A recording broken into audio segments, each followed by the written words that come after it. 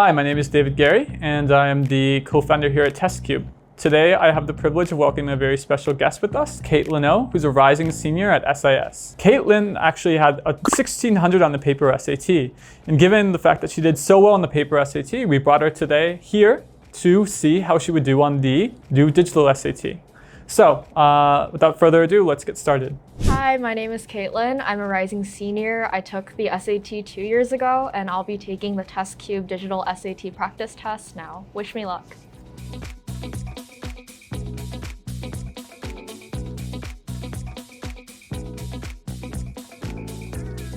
So I just finished taking the test, and I got a 1500. So welcome to TestQube, Caitlin. Hello, it's my pleasure to be here. So let's get into the questions. So, first of all, I want you guys to tell us about your own experience with the SAT, and what do you think it helped you achieve a 1600 on the SAT yourself?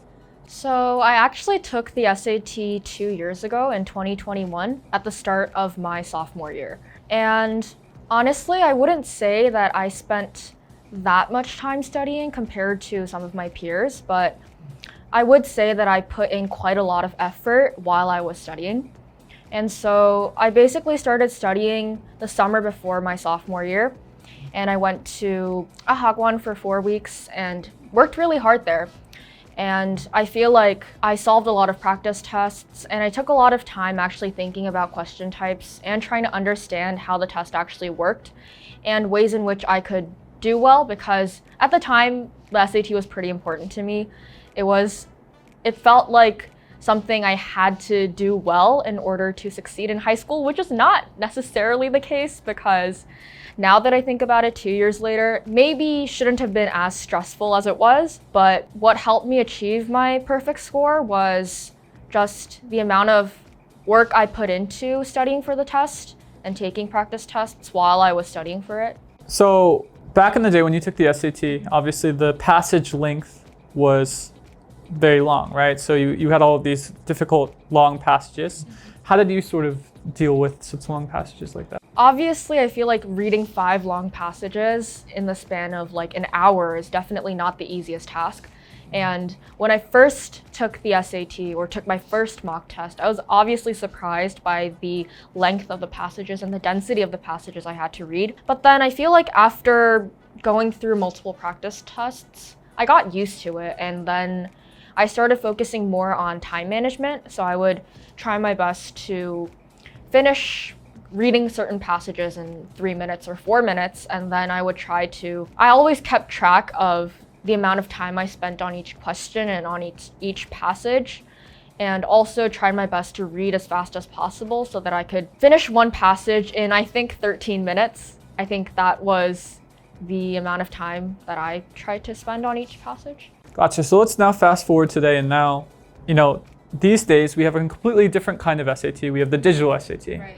And so when you heard about the digital SAT, what was your first reaction? What did you think about it? Well, I actually remember writing about it in my school's publication. So that was one article I wrote. I wrote about how the SAT is going digital. And honestly, I was not that surprised, because I did kind of see it coming with the pandemic. And I feel like I was surprised by the fact that it was happening so fast, especially because I had taken the paper SAT a year back. I was like, so it's actually changing completely and I'm gonna be the older generation. And I also kind of felt that if it got easier, then, well, too bad for me. Walking into our own TestQube practice test, what was your mindset like? What was going through your head when you initially started? Did you think you could replicate your 1600? I think since it's been 2 years since I've been actively studying for the SAT, I feel like I didn't really expect much, because it's obviously been at least an entire year since I've even tried solving SAT type problems. So I wasn't expecting much. I didn't put much pressure on myself either. I didn't really expect myself to get a 1600, obviously, because even before I took the SAT, I don't remember getting a perfect score. I remember getting perfect scores on English and math separately, but I never gotten it together. So obviously when I was going into this practice test, I didn't really expect myself to get everything right. So walking into one of Bluebook's practice tests, what was your mindset like? Did you think you could replicate your 1600? So walking into the test, I obviously did not expect myself to get a 1600.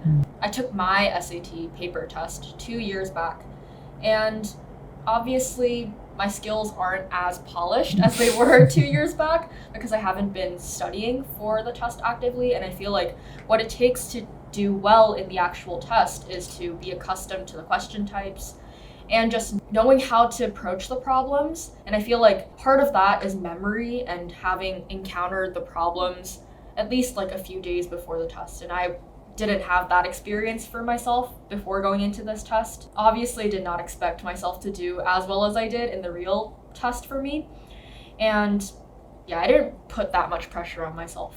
So now, actually entering the test and going into the test, when you looked at the kinds of questions that were asked, did you feel like the question types were easier, harder? What were your thoughts?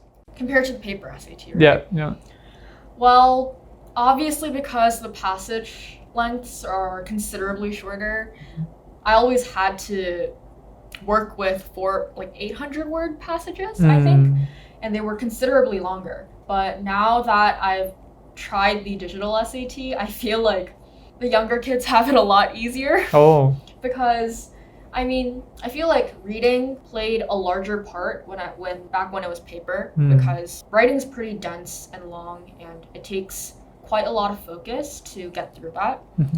But since the passages are shorter, I feel like it's easier to get through the problems and it's a lot less pressure on your brain. And so after taking Bluebook, then you had the opportunity to actually take one of our tests, one of TestQube's tests. And so I'm curious what your thoughts are. Did you feel like TestQube and the Bluebook were similar, different? What did you think? Honestly, I thought they were. I don't think I would have been able to distinguish them if they didn't have the logo on it, because the questions were really similar, and especially the types of passages that were brought up, like poems, and which I've never seen in a SAT test before because paper didn't really have poems. And I just thought that the type of passages that were brought up and also the ways the questions were asked, they were pretty similar. And I have this thing where I like to analyze question types. I think that's a habit that I have from when I took the paper SAT, because I focused primarily on knowing the question types and knowing what I'm getting into. And I feel like the result of my short analysis after taking those two practice tests was that they were pretty similar. So you actually also had the opportunity to finish TestQube's practice test. And so after finishing TestQube's practice test, you obviously received your score, right? And so do you mind telling everyone what your score was and how you felt about that? Yeah, so I got a 1500. Still good. 100-point difference from my real score, I guess, the score I'm sending to college. But yeah, I think it obviously comes from the fact that I didn't study for 2 years. I didn't study for the SAT in 2 years. And yeah, maybe just because it's digital, like the environment's kind of different. And also because I was kind of doing the questions not in test-taking mode. Like I was sitting here doing the questions. And so, I think what everyone really wants to know, though, is given the experience that you've had, studying and getting a 1600 on the paper SAT, now that the paper SAT is disappearing, students' first worry will be, how can I get a 1600 or a good score on the digital SAT, right? And so, in your opinion, when you look at the question types and you've seen sort of the structure of the digital SAT, what do you think would be a good way for kids to approach studying for the digital SAT to get the score that they need? It was just that you need to be exposed to as many questions as possible. So what I actually tried to do was solve as many practice tests as possible. So back when I went to Hagwon, I would always ask for extra practice tests so that I would get more exposure to the various question types and become more accustomed to them. Sure. So I feel like that will remain the same for even after the transition to digital SAT. And I feel like it's really important to know what you're getting into and just be comfortable with the question types so none of it comes as a surprise. So just solving as many questions as possible in the time you have. Gotcha.